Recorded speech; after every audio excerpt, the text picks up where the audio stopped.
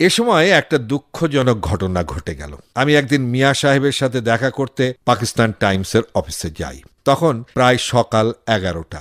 মিয়া সাহেব সেখানে নাই।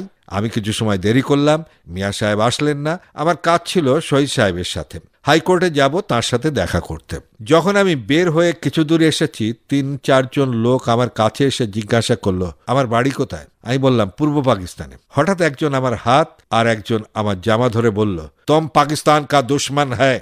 আরেকজন একটা হান্টার, অন্যজন একটা ছোরা বের করলো। আমি হাতটা ছাড়িয়ে নিয়ে বললাম, আপনারা আমাকে জানেন আমি কে? তারা বলল, হ্যাঁ জানতা হ্যায়।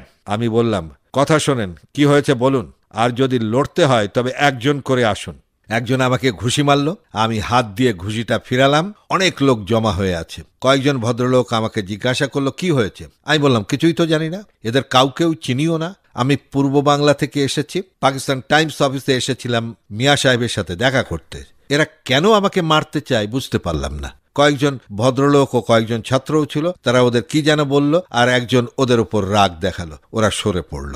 আমি ল কলেজ হোস্টেলে গেলাম কাজমিকে খবর দিতে। কাজমি ছিল না হোস্টেলে। একটা টাঙা নিয়ে হাইকোর্টে আসলাম সোহরাওয়ার্দী সাহেবের কাছে। কিছুই খেলাম না, ভীষণ রাগ হয়েছে। বিকালে তার সাথে নবাব সাহেবের বাড়িতে যে সকল ঘটনা বললাম। শহীদ সাহেব নবাব সাহেবকে জানালেন। সন্ধ্যার পূর্বেই হোটেলে চলে এলাম। কাজমি সন্ধ্যার পরে হোটেলে এসে সবকিছু শুনে নিজেই সেই জায়গায় চলে গেল কয়েকজন ছাত্র নিয়ে এবং দোকানদারদের কাছে জিজ্ঞাসা করলো। তারা বলেছিল যে যারা আমাকে আক্রমণ করেছিল তারা ওই জায়গার কেউ নয়, বাইরের কোথাও থেকে এসেছিল। বোঝা গেল মুসলিম লীগওয়ালাদের কাজ।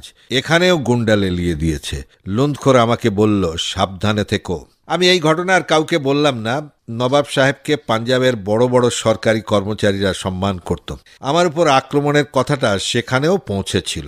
আমার অসুবিধা ছিল ভালো উর্দু বলতে পারতাম না, আর সাধারণ পাঞ্জাবিরাও ভালো উর্দু বলতে পারে না। পাঞ্জাবি ও উর্দু মিলিয়ে একটা খিচুড়ি বলে, যেমন আমি বাংলা উর্দু মিলিয়ে খিচুড়ি বলতাম। এই সময়ে পাঞ্জাবে প্রগতিশীল লেখকদের একটা কনফারেন্স হয়। মিয়া সাহেব আমাকে যোগদান করতে অনুরোধ করলেন। আমি যোগদান করলাম। লেখক আমি নই, একজন অতিথি হিসাবে যোগদান করলাম। কনফারেন্স 2 দিন চলল। লুণ্ঠখোর সাহেবও যোগদান করেছিলেন। বেচারার গাড়িটি বাইরে রেখে সবাই যোগদান করেছিলেন। কে বা কারা গাড়িটায় আগুন লাগিয়ে দিয়েছিল। লুণ্ঠখোর সাহেবের বাহনটাও নষ্ট হয়ে গেল। ইংরেজরা 1942 সালের আন্দোলনে তার বাড়িটি পুড়িয়ে দিয়েছিল, কারণ তখন তিনি সীমান্ত কংগ্রেসের সভাপতি ছিলেন। জেল থেকে বের হয়ে মুসলিম লীগে যোগদান করেছিলেন। লুণ্ঠখোর আমাকে বললেন, লাহোরে এ সকল ঘটনা হয়ে থাকে, তবে আমি পাঠান, আমাকে এরা ভয় করে, সামনে কিছুই বলতে বা করতে সাহস পাবে না, তাই পেছন থেকে আঘাত করার চেষ্টা করছে। প্রায় 1 মাস হয়ে গেল। আর কতদিন আমি এখানে থাকব? ঢাকায় মাওলানা সাহেব, শামসুল হক সাহেব এবং সহকর্মীরা জেলে আছেন। সোহরাওয়ার্দী সাহেবকে বললাম। তিনি বললেন, ঢাকায় পৌঁছার সাথে সাথেই তারা তোমাকে গ্রেপ্তার করবে, লাহোরে গ্রেপ্তার নাও করতে পারে। আমি বললাম, এখান থেকে গ্রেপ্তার করেও আমাকে ঢাকায় পাঠাতে পারে, কারণ লিয়াকত আলী সাহেবও ক্ষেপে আছেন। পূর্ব বাংলার সরকার নিশ্চয়ই চুপ করে বসে নাই। তারা কেন্দ্রীয় সরকারকে খবর পাঠিয়েছে পাঞ্জাব সরকারকে হুকুম দিতে। সে খবর এসে পৌঁছাতেও পারে। এখানেও আমি তো চুপ করে নাই। তাই যা হবার পূর্ব বাংলায় হোক। পূর্ব বাংলার জেলে ভাত পাওয়া যাবে, পাঞ্জাবের রুটি খেলে আমি বাঁচতে পারবো না। রুটি আর মাংস খেতে খেতে আমার আর সহ্য হচ্ছে না। আর জেলে যদি যেতেই হবে তাহলে আমার সহকর্মীদের সাথেই থাকবো। শহীদ সাহেব বললেন, তবে যাবার বন্দোবস্ত করো। কি করে, কোন পথে যাবা তিনি জিজ্ঞাসা করলেন। আমি বললাম, রাস্তা তো একটাই, পূর্ব পাঞ্জাব দিয়ে আমি যাব না। প্লেনে লাহোর থেকে দিল্লি যাব, সেখান থেকে ট্রেনে যাব। ভারতবর্ষ হয়ে যেতে হলে একটা পারমিটও লাগবে। ভারতের ডেপুটি হাই কমিশনার পারমিট দেওয়ার মালিক, লাহোরে তাদের অফিস আছে।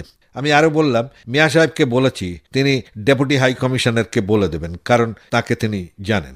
শহীদ সাহেব আমাকে প্রস্তুত হতে বললেন। এই সময় পূর্ব বাংলার সিএসএস পরীক্ষায় উত্তীর্ণ কয়েকজন বন্ধু লাহোরের সিভিল সার্ভিস একাডেমিতে ছিলেন।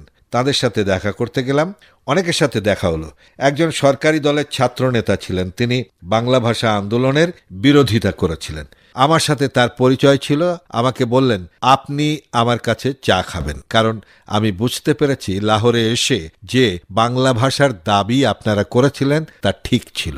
আমিই ভুল করেছিলাম। বাঙালিদের এরা অনেকেই ঘৃণা করে। আমি কোনো আলোচনা করলাম না সেখানে বসে, কারণ সেটা উচিত না। এরা এখন সকলেই সরকারি কর্মচারী, কেউ কিছু মনে করতে পারেন।